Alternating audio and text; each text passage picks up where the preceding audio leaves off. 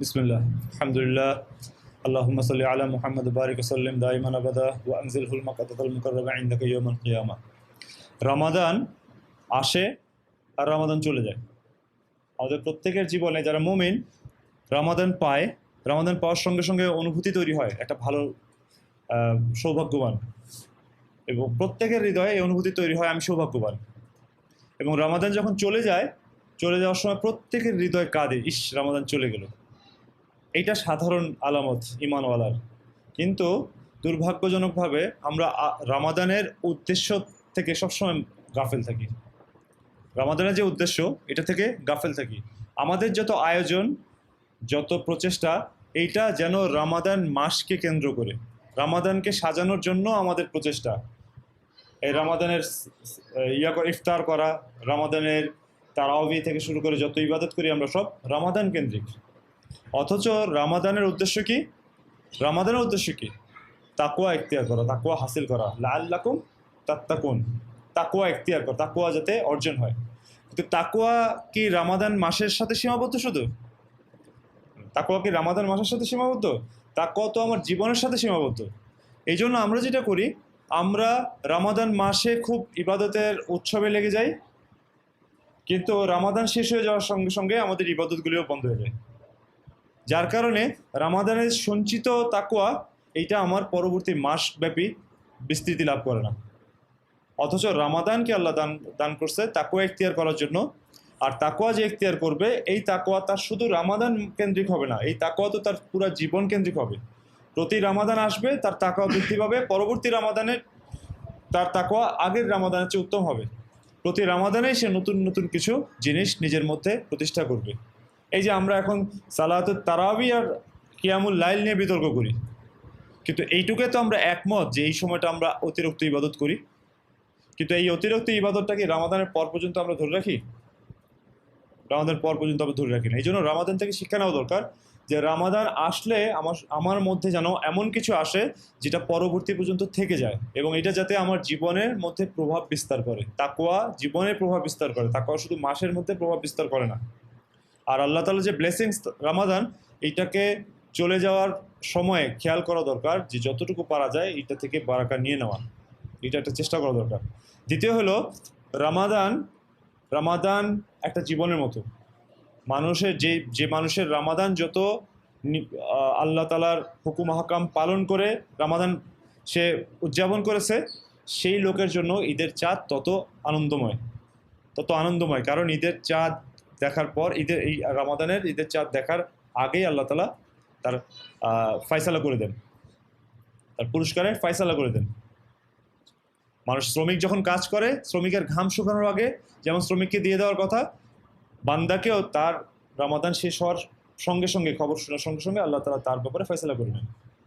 এখন যে ব্যক্তির জীবন হবে এত গোছানো যেন রমাদান, যে ব্যক্তির জীবন হবে গোছানো যেন রমাদান, সেই ব্যক্তির মৌত আসবে এমন যেন ঈদের চাঁদ। এই জন্য জীবনকে এমন বানাই যেন রমাদান, পুরো রমাদানে আমরা খুব নিয়ন্ত্রিত। আমাদের ঘুমের টাইম নিয়ন্ত্রিত, আমাদের খাওয়ার টাইম নিয়ন্ত্রিত, আমাদের ইবাদতের টাইম নিয়ন্ত্রিত, আমাদের কি খাবো কখন খাবো সব নিয়ন্ত্রিত, আমরা কথা বলা, আমাদের সব কিছু নিয়ন্ত্রিত। তো যেই ব্যক্তির রমাদান যেমন, তার জীবন যদি এমন হয়, তো তার মৌত হবে, জীবন যদি হয় যেন রমাদান, তো মৌত হবে যেন ঈদের চাঁদ।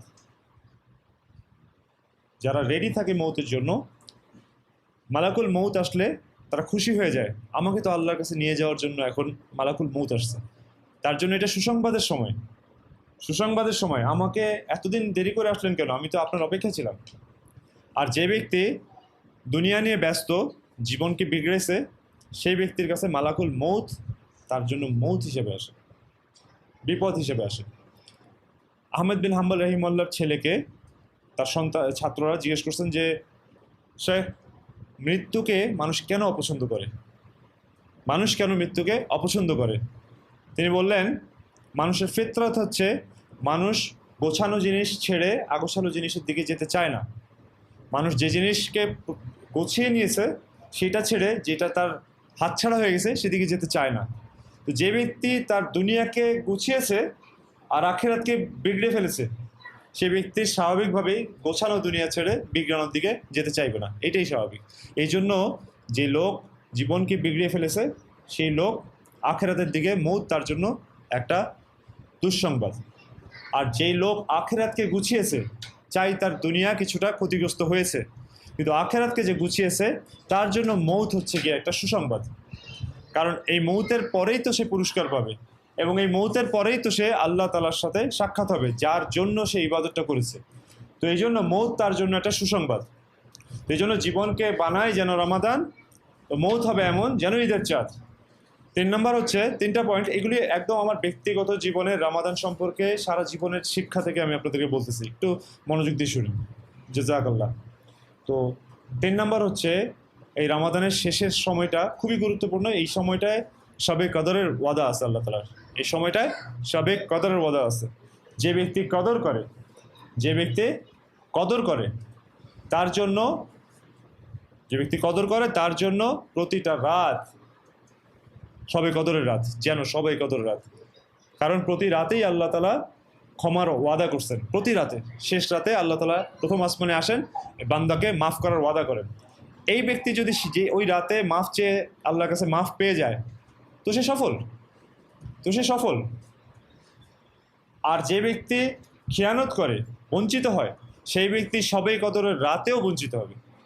সেই ব্যক্তি শবে কদরের রাতেও যদি কেউ বঞ্চিত হয় তো সে তো সর্বনাশ হয়ে গেল, তার এত বড় জিনিস ক্ষতিগ্রস্ত হয়ে গেল। এই জন্য যে ব্যক্তি কদর করে সে তো প্রতি রাতের কদর করে, যেন প্রতি রাতই শবে কদর রাত, প্রতিটা রাত শবে কদরের রাত।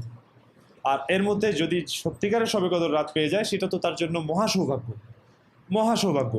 এই জন্য শবে কদরের তলব করি, শবে কদরের তালাশ করি, শবে কদরের কদর করি, শবে কদরের কদর করি। আর যে ব্যক্তি বঞ্চিত হয় তার রাত লাইলাতুল কদর হচ্ছে তার জন্য লাইলাতুল মাহরুম, ওই রাতে সে মাহরুম হয়, বঞ্চিত হয়, এটা তার জন্য বঞ্চিত হওয়ার রাত। এই জন্য শবে কদরের কদর করি। শবে কদরের কদর করার সবচেয়ে সহজ রাস্তা, সবচেয়ে সহজ রাস্তা হচ্ছে মসজিদে ইতিকাফ করা। যে ব্যক্তি মসজিদে ইতিকাফ করবে সেই ব্যক্তি তো ইবাদতের মধ্যে থাকবে, এবং শেষের 10টা দিন যদি ইতিকাফ করে তার জন্য চান্সেস আর ভেরি হাই যে সে শবে কদরের কদর করতে পারবে। সেজন্য মসজিদে ইতিকাফ করি। আমাদের দুর্ভাগ্য হচ্ছে আমরা মসজিদে ইতিকাফ করি হচ্ছে আমাদের শহরের বা এলাকার সবচেয়ে গরিব লোকটাকে, মিসকিন লোকটাকে বসায় দেয়, এলাকাবাসী চাঁদা দিয়ে তাকে ইতিকাফ করা দেয়। অথচ ইতিকাফের সাথে আল্লাহ তাআলার ওয়াদা আছে।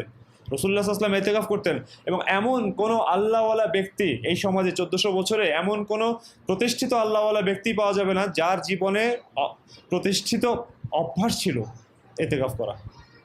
এমন কোনো ব্যক্তি পাওয়া যাবে না যে ইতিকাফ ছাড়া, বড় বড় কোনো সম্মানিত ব্যক্তি, বড় কোনো আলেম পাওয়া যাবে না যাদের জীবনে ইতিকাফ কমন প্র্যাকটিস ছিল না। অথচ এটা আমাদের, আমরা এই ইতিকাফটাকে সবসময় খুব অবজ্ঞা করি। এই জন্য চেষ্টা করি ইতিকাফে সময় দেওয়ার, যতটুকু পারি। পুরো সময় না দিতে পারি, কিছু সময় দিই। যদি কিছু সময় না দিতে পারি মসজিদে সময় দেওয়াটা বাড়িয়ে দিই, একটু বেশি সময় থাকার চেষ্টা করি। হ্যাঁ, এবং আল্লাহ তাআলার কাছে রমাদানকে বারাকাপূর্ণ হওয়ার জন্য আল্লাহ তাআলার কাছে দোয়া করি। কারণ রমাদান যেমন বারাকার মাস, একইভাবে রমাদান কিন্তু গজবের মাস। এই মাসে গজব দেওয়া হয়। যে লোক রমাদান পেল অথচ রমাদান পাওয়ার পরেও সে গুনাহ থেকে মুক্ত হতে পারলো না, নিজের গুনাহ মাফ করাতে পারলো না, তার সর্বনাশ। এই জন্য রমাদান চলে যাচ্ছে, আমরা চেষ্টা করি আমাদের আল্লাহ তাআলার কাছে চেষ্টা করি, তৌফিক চাই যাতে রমাদানের পরে, এই রমাদানে যেমন গুনাহ ছেড়ে আমরা থাকার চেষ্টা করেছি, রমাদানের পরে বাকি 11টা মাসও যাতে আল্লাহ আমাদেরকে গুনাহ থেকে বাঁচিয়ে রাখেন, এবং আমাদের পরবর্তীতে যদি রমাদান আল্লাহ তাআলা তৌফিক দেন, ওই রমাদান যাতে এই রমাদানের চেয়ে উত্তম হয়। এটা হতে পারে আমাদের জীবনের শেষ রমাদান, এটা হতে পারে আমাদের জীবনের শেষ সৌভাগ্য। এই জন্য এইটাকে কাজে লাগাই। এবং জীবনে আমরা মানুষ হিসাবে প্রচুর ভুল করেছি, আমরা কেউ ভুলের ঊর্ধ্বে নয়, নবীরা ছাড়া কেউ ভুলের ঊর্ধ্বে নয়। মানুষ ভুল করেছে, এবং সেই ভুল যে ব্যক্তি বেশি তওবা করে সেই ভুলকারী ব্যক্তি আল্লাহর কাছে পছন্দনীয়। সব ব্যক্তিই গুনাহগার, আদম সন্তানের সবাই গুনাহগার, কিন্তু সেই গুনাহগার উত্তম গুনাহগার যে তওবা করে, আল্লাহ তাআলার কাছে ঝুঁকে থাকে। মানুষের ভুল ত্রুটি হবে, সে আল্লাহ তাআলার কাছে ঝুঁকে থাকবে। ঝুঁকে থাকার শর্ত হচ্ছে পূর্বেকার গুনাহ থেকে নিজেকে ফিরিয়ে রাখার চেষ্টা করা, পূর্বেকার গুনাহ থেকে নিজেকে ফিরিয়ে রাখার চেষ্টা করা। আল্লাহ তাআলা আমাদের সবাইকে বুঝার, আমল করার তৌফিক দান করেন। সুবহানাল্লাহি ওয়া বিহামদিহি, সুবহানাকাল্লাহুম্মা ওয়া বিহামদিকা, আস্তাগফিরুকা।